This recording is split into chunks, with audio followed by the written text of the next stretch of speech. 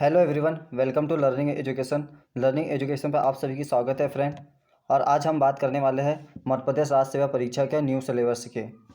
जैसे कि आप सभी जानते हैं, मध्य प्रदेश राज्य सेवा आयोग द्वारा 2020 में सिलेबस को चेंज कर दिया गया था,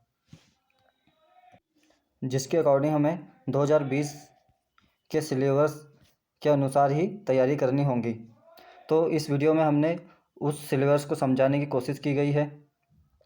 तो आपसे विनती है कि आप इस वीडियो को पूरा देखिएगा।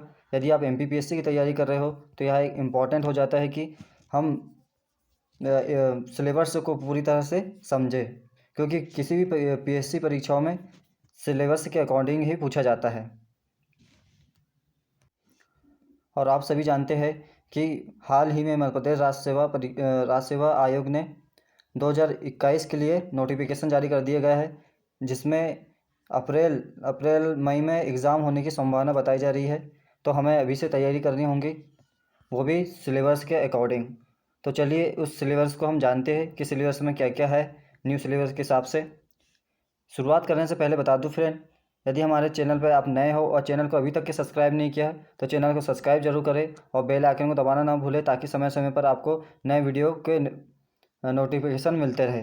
तो चलिए शुरुआत करते हैं सिलेबस से। आपको कुछ बेसिक जानकारी बता देता हूँ राज्य सेवा परीक्षा की। यदि राज्य सेवा परीक्षा मध्य प्रदेश राज्य सेवा परीक्षा की बात की जाए तो यह 3 चरणों में पूर्ण होती है। जैसे कि पहले प्री, जो इसे प्राइमरी भी कहते हैं, और सेकेंड में होता है मेंस, और लास्ट होता है इंटरव्यू।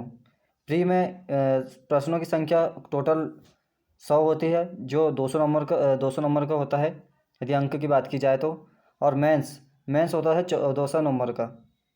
और लास्ट में तो होता है इंटरव्यू, जो 175 नंबर का होता है।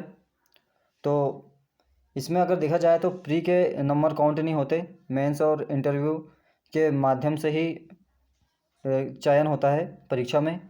ये सिर्फ प्री सिर्फ क्वालिफाई होती है। तो यहाँ थी कुछ बेसिक जानकारी। उम्मीद करता हूँ आपको समझ में आई होंगी और आगे भी हम इसे अच्छी तरह से समझेंगे। तो आज हम प्री के ऊपर मतलब पहला प्रश्न पत्र की बात करेंगे, जिसमें अगर देखा जाए तो प्री में 2 पेपर होते हैं। प्रथम प्रश्न पत्र जो 100 अंकों का होता है, 200 अंकों का होता है। इसमें प्रश्नों की संख्या 100 होती है। और द्वितीय प्रश्न आता है जिसे सी सेट कहा जाता है। ये भी 200 नंबर का होता है और 100 क्वेश्चन होते हैं इसमें। ये दोनों क्वालिफाई होते हैं और इसी के आधार पर हमें मैथ्स, अगर इसमें पास होते हैं तो इसके आधार पर हमें मैथ्स देने को मिलता है।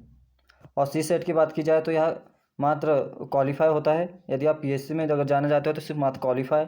यदि आप फॉरेस्ट सर्विस के लिए तो यह आपको इसमें अच्छी मेहनत करनी पड़ती है और अच्छे से अच्छे अंक लाने पड़ते हैं। तो चलिए आप शुरुआत करते हैं कि इसमें क्या क्या है सिलेबस में। जैसे कि स्क्रीन पर दिखाया जा रहा है, राज्य सेवा प्रारंभिक परीक्षा पाठ्यक्रम। इसमें प्रश्न पत्र पहला जो सामान्य अध्ययन का होता है, इसमें सबसे पहले हिस्ट्री। अगर हिस्ट्री की बात की जाए तो हिस्ट्री भी 2 भागों में डिवाइड होती है, पहले मध्य प्रदेश की और भारत की। यदि मध्य प्रदेश की बात की जाए तो इसमें मध्य प्रदेश की हिस्ट्री में महत्वपूर्ण घटनाएं, जैसे इतिहास की महत्वपूर्ण घटनाएं, राजवंश के बारे में आपको मिलेंगे क्वेश्चन। और मध्य प्रदेश में आंदोलन में क्या क्या योगदान रहे उनके बारे में आएंगे क्वेश्चन। मध्य प्रदेश के कलाएँ एवं स्थापत्य कलाएँ और जनजातीय एवं बोलियाँ। जनजाति से अक्सर एग्ज़ाम में आते हैं क्वेश्चन, ये काफ़ी इंपॉर्टेंट है। और मध्य प्रदेश के त्यौहार, लोक संगीत, कलाएँ एवं लोक साहित्य, इनके बारे में काफ़ी क्वेश्चन मिलते हैं। साहित्यकार, मध्य प्रदेश के जितने भी तक साहित्यकार हुए उनकी कृतियाँ, और धार्मिक पर्यटन स्थल, जितने भी धार्मिक पर्यटन स्थल है या सांस्कृतिक या धार्मिक की सभी पर्यटन स्थल के बारे में आते हैं। और जनजातीय व्यक्तित्व, जैसे कि बिरसा मुंडा, टाइम टेबिल, रानी दुर्गावती वगैरह के बारे में भी आता है। तो आप इन सभी को देख लीजिएगा। यदि भारत इतिहास की बात की जाए, थोड़ा सा आपको जूम कर देता हूँ मैं, तो भारत इतिहास में प्राचीन एवं मध्यकालीन भारत के इतिहास का प्रमुख विशेषताएं एवं घटनाएं आएंगी उसमें। और प्रशासनिक, सामाजिक अथवा आर्थिक व्यवस्थाएं, और 19वीं एवं 20वीं शताब्दी में सामाजिक एवं धार्मिक सुधार आंदोलन जितने भी रहे उसके बाद उसमें से पूछा जाएगा। और स्वतंत्रता संघर्ष एवं भारतीय राष्ट्रीय आंदोलन और स्वतंत्रता के पश्चात भारत के एकीकरण एवं पुनः निर्माण के बारे में आएगा हिस्ट्री से। इतना हिस्ट्री से आएगा। यदि हिस्ट्री की बात की जाए तो इतना आपको हिस्ट्री देखना पड़ेगा सामान्य से। अगर दूसरे अगर यूनिट की बात की जाए तो मध्य प्रदेश के भूगोल या जिसे जियोग्राफी, अगर जियोग्राफी की बात की जाए तो ये भी दो भागों में बांटी है, एक मध्य प्रदेश की और भारत की। मध्य प्रदेश में अगर जियोग्राफी की बात की जाए तो आपको बता दूं मध्य प्रदेश की जियोग्राफी में वनोपज, वन्यजीव, नदियाँ, पर्वत, पठार जितने भी है उनके बारे में पूछा जाएगा। जलवायु मध्य प्रदेश की, प्राकृतिक एवं खनिज संसाधन जितने भी खनिज संसाधन हैं, कोयला वगैरह जितने भी है, कोयला खनन, उनके बारे में से पूछा जाएगा। और मध्य प्रदेश की परिवहन तीनों वायु परिवहन, रेल परिवहन, इनके बारे में। और प्रमुख शिक्षा एवं विद्युत परियोजनाएं, ये भी काफ़ी इम्पोर्टेंट है। और कृषि से पूछे जाएंगे, कृषि, पशुपालन एवं कृषि आधारित उद्योगों के बारे में, जितने भी उद्योग है कृषि से संबंधित उनके बारे में पूछा जाएगा। अब आते हैं भारत एवं विश्व के भूगोल में।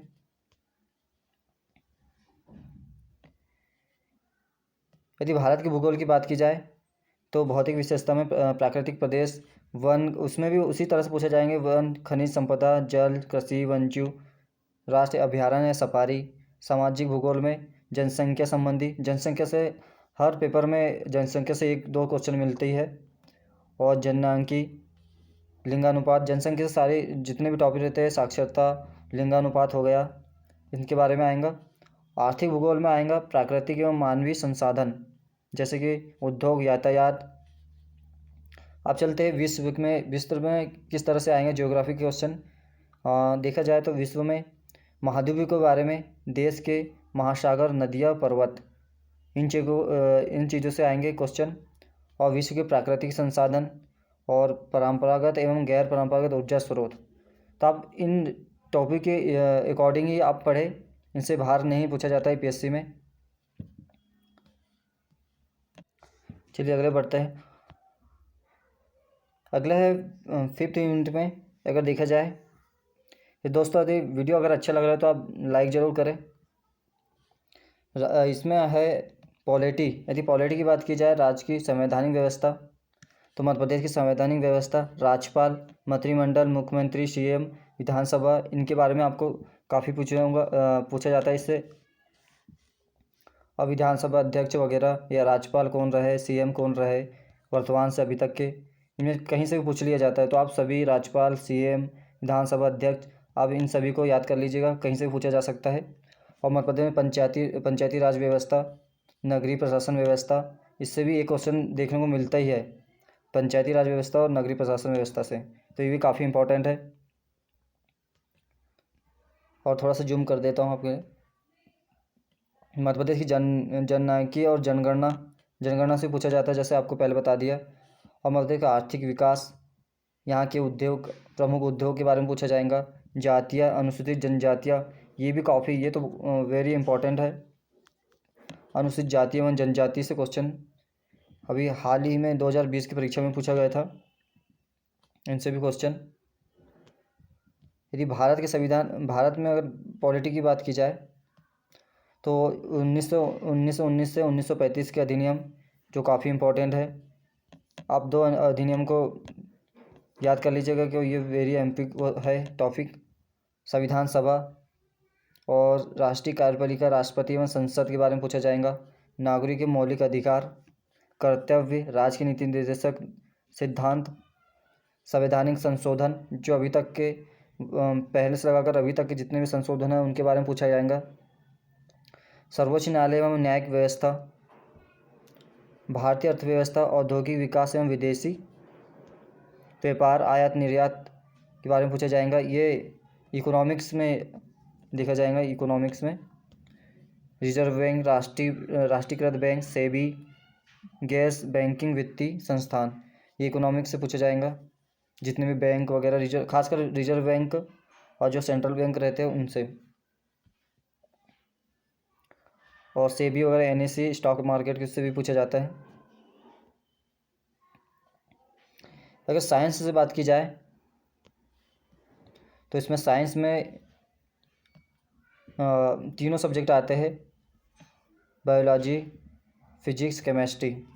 तीनों से काफ़ी पूछा जाता है, लेकिन बायोलॉजी से सबसे अधिक क्वेश्चन पूछे जाते हैं, और उसके बाद केमिस्ट्री, फिजिक्स से एक आध क्वेश्चन मिलता है, लगभग कम बहुत नहीं के बराबर रहते हैं, पर लेकिन बायोलॉजी से सबसे अधिक क्वेश्चन पूछे जाते हैं। तो बायोलॉजी में विज्ञान के मौलिक सिद्धांत अगर देखा जाए विज्ञान में, तो विज्ञान के मौलिक सिद्धांत, भारत के प्रमुख वैज्ञानिक संस्थान के बारे में पूछा जाएगा, उनकी उपलब्धियां, उपग्रह, प्रौद्योगिक, पर्यावरण एवं जैव विविधता, इन्वायरमेंट से पूछा जाएगा, पारिस्थितिक तंत्र, पोषण आहार एवं पोषक तत्व, ये बायोलॉजी। मानव शरीर की संरचना से संबंधित क्वेश्चन, कृषि उत्पाद तकनीकी, खाद्य प्रसंस्करण, स्वास्थ्य नीति एवं स्वास्थ्य कार्यक्रम। तो आप इन सभी सिलेबस या टॉपिक के अकॉर्डिंग ही पढ़ लीजिएगा, इनसे ही आएगा और इनसे बाहर कहीं नहीं जाता है पेपर। स्वास्थ्य नीति में भी स्वास्थ्य नीति एवं कार्यक्रम आएंगे, इनसे संबंधित योजना के बारे में पूछा जाएगा। प्रदूषण, प्राकृतिक आपदा एवं प्रबंधन से भी पूछा जाएगा 7वीं यूनिट में।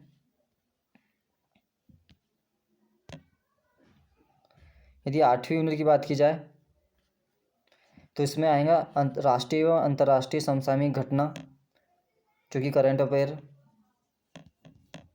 से आएंगे क्वेश्चन। महत्वपूर्ण व्यक्तित्व एवं स्थान के बारे में आएंगे, महत्वपूर्ण घटना आएंगी, और लगभग आप 6 महीने से 1 साल से लेकर 6 महीने का करंट अफेयर याद कर लीजिएगा, पढ़ लीजिएगा, तो इससे बाहर नहीं जाता है। भारत मध्य प्रदेश की प्रमुख खेल संस्थाएं, खेल प्रतियोगिता, जितने भी खेल हुए राष्ट्रीय स्तर पर या अंतर्राष्ट्रीय या मध्य प्रदेश से संबंधित खेल, इनसे पूछा जाएगा। अगर 9वीं यूनिट की बात की जाए तो इसमें ये थोड़ा सा अलग मेंशन किया गया है अभी नए सिलेबस में, ये काफ़ी इससे भी पूछे जाएंगे क्योंकि ये नया सिलेबस है, तो इससे भी अब मिलेंगे क्वेश्चन देखने को, जैसे कि इलेक्ट्रॉनिक, सूचना एवं संचार प्रौद्योगिकी, रोबोटिक्स के बारे में ये नया एड किया गया है, आर्टिफिशियल इंटेलिजेंस AI जिसे कहते हैं, और साइबर सिक्योरिटी, इससे भी पूछा जाएगा। गवर्नेंस, इंटरनेट एवं सोशल नेटवर्किंग साइट, कंप्यूटर्स और कॉमर्स। तो ये जो 9 यूनिट है ये नई मेंशन की है, तो आप इन्हें भी याद पढ़ लीजिएगा एक बार।